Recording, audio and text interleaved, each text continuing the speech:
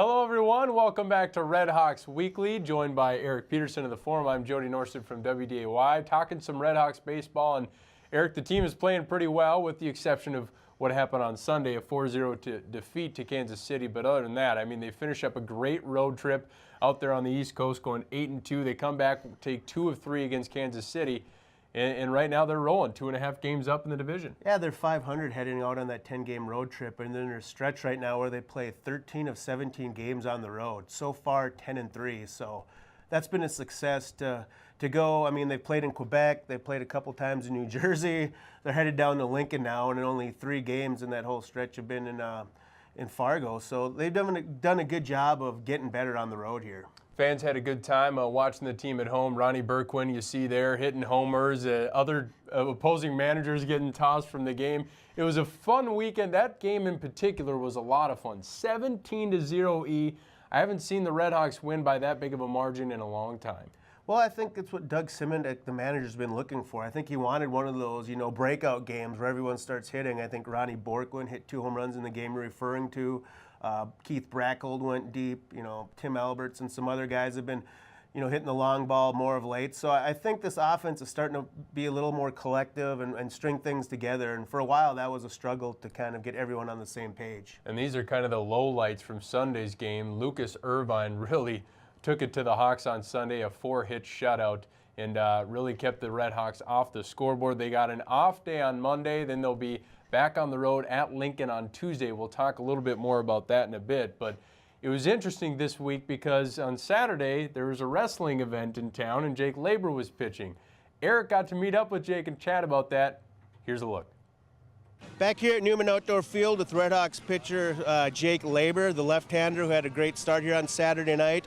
A big evening for Mr. Labor in a couple aspects. He got the win, and there was a big wrestling event at the Fargo Dome. A little bummed out you missed that, Jake? That made the evening a little bit bittersweet, to be honest with you. But I was happy to get the win more than anything last night. You told me last night that you compared your performance to Chris Jericho. So are you now the self-proclaimed Chris Jericho of the American Association? Ooh, that's high praise for anybody. I mean, I would love to be considered that, to be honest.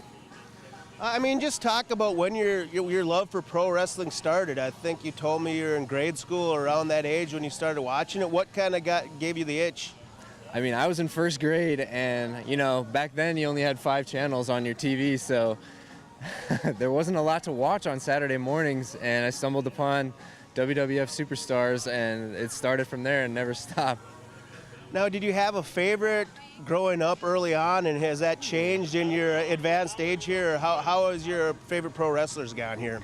Yeah, it started out probably with Bret Hart. He was a little bit of a smaller guy, but he was a really good worker, and I mean, it's definitely evolved from there. I mean, Stone Cold Steve Austin in the late 90s to, guys like Jericho in the early 2000s, and, The Rock was big. Had to like him, and even up to today with guys like CM Punk. If you had to create your own Jake Labor pro wrestling persona, who would it be? Would you be more of a physical guy doing flips off the top rope? Would you be more of a psychological genius? Who would be the Jake Labor persona? You're right on right there. Definitely a thinker out there. I mean, try and get in the heads of your opponents a little bit. Play a little mind games. You gotta make them be afraid when you're around, Okay, Jake, now if you had to create the ultimate tag team, which teammate would you pick and why? That is a great question. I would go with, you got to go with Nick Jackson. I mean, former 2-time MVP. He's a wrestling fan himself, We talk about wrestling from time to time. It'd be a great 1-2 punch. I'm a little bit more the smaller guy, high flyer, and he brings the power. So you'd be like the talker guy with all the athleticism, and he'd be like the silent muscle would come in and clean up the messes you made, right? For sure. I mean, I'd talk us into trouble, and he'd help me get out of it. You guys are kind of on a pro wrestling schedule right now. 14 games on the road in 17 days. You played a series in Quebec, 2 series in New Jersey. Now you're headed down to Lincoln. I mean, what is that like? I know you're used to being on the road, but 14 of 17 games, how do you kind of ride that out?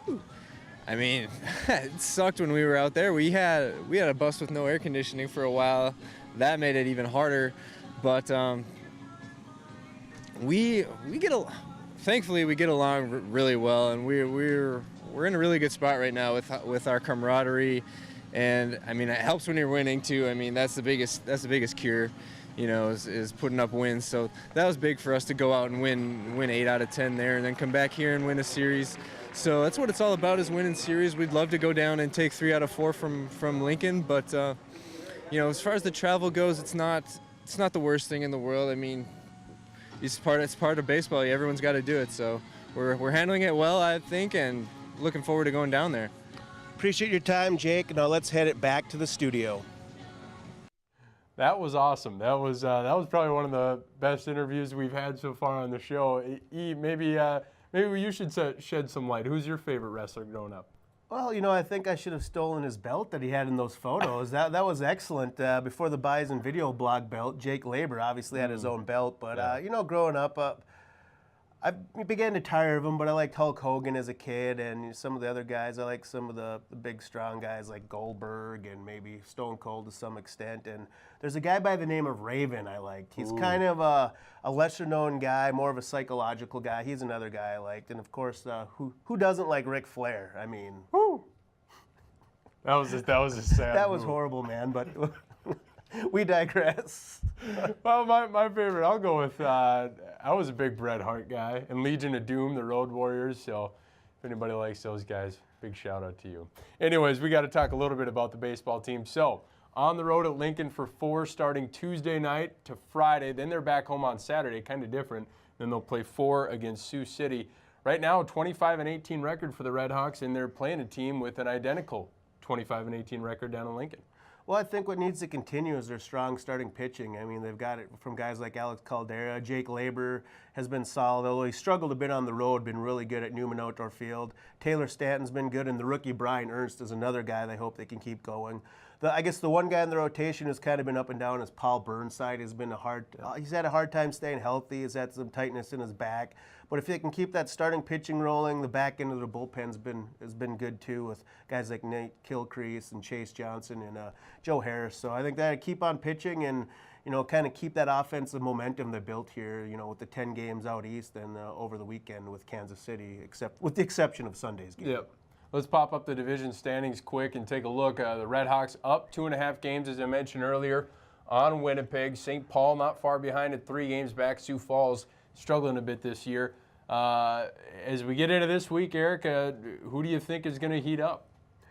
You know, it's a tough question. I guess the easy ones would be Ronnie Berkman and Keith Brackhold, but they've already been on fire, so I can't say they're heating up. But I'm looking for C.J. Rutherford. I guess we seem to throw his name out there every week. I'm just waiting for that breakout week. You know, I think he had a foul ball home run on Sunday, and he always seems to like swing really hard all the time. And I think he's, you know, once he gets that timing down and, you know, runs into a few more balls, I think he's on pace to kind of light it up here a little bit.